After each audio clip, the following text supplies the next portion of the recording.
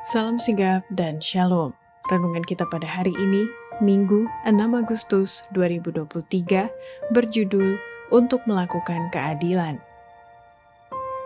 Ayat intinya terdapat di dalam Amsal 21 ayat 15. Melakukan keadilan adalah kesukaan bagi orang benar, tetapi menakutkan orang yang berbuat jahat. Pena Inspirasi menuliskan yang dimaksud dengan judul renungan kita pagi ini, untuk melakukan keadilan, adalah sebuah panggilan kehidupan yang praktis agar kita senantiasa menunjukkan kesenangan dan kesenangan-kesenangan sebagai faktor yang menunjang kebahagiaan sejati dan sarana untuk memulihkan hubungan kita secara vertikal kepada Tuhan dan horizontal dengan sesama sebagai berikut. Pertama, alasan setiap orang benar perlu untuk melakukan keadilan, karena tindakan keadilan, kemurahan, dan kebajikan menciptakan musik di surga. Setiap tindakan, setiap perlakuan keadilan, kemurahan, dan kebajikan menciptakan musik di surga. Kedua, alasan setiap orang benar perlu untuk melakukan keadilan, karena hanya orang-orang yang mencari keadilan, kerendahan hati, yang akan terlindung pada hari kemurkaan Tuhan. Nabi berkata, "Carilah Tuhan, hai semua orang yang rendah hati di negeri, yang melakukan hukum-Nya. Carilah keadilan, carilah kerendahan hati, mungkin kamu akan terlindungi pada hari kemurkaan Tuhan."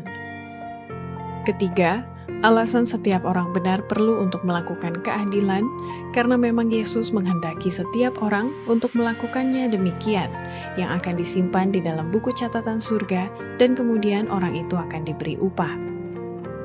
Kristus menghargai setiap tindakan kemurahan, kebajikan, dan perhatian yang khusus bagi yang malang, yang buta, yang timpang, yang sakit, janda, anak yatim piatu, sebagaimana dilakukan kepada dirinya, dan catatan upaya ini disimpan dalam buku surga yang kemudian akan diberi upah.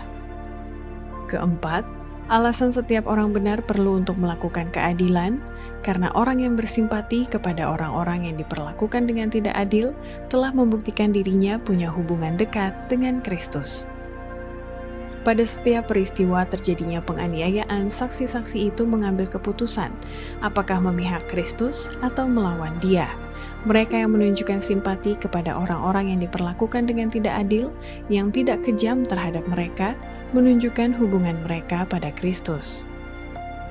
Kelima, alasan setiap orang benar perlu untuk melakukan keadilan, karena dengan orang itu menghidupkan kebenaran dan keadilan, maka itu sudah menjadi indikator bahwa pikiran dan kehidupan orang itu telah dikendalikan oleh Roh Allah.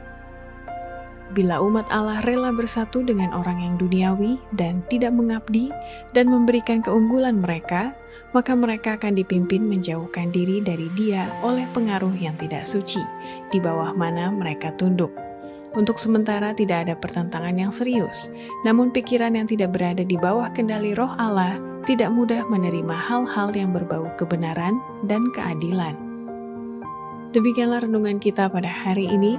Kiranya Tuhan memberkati kita semua.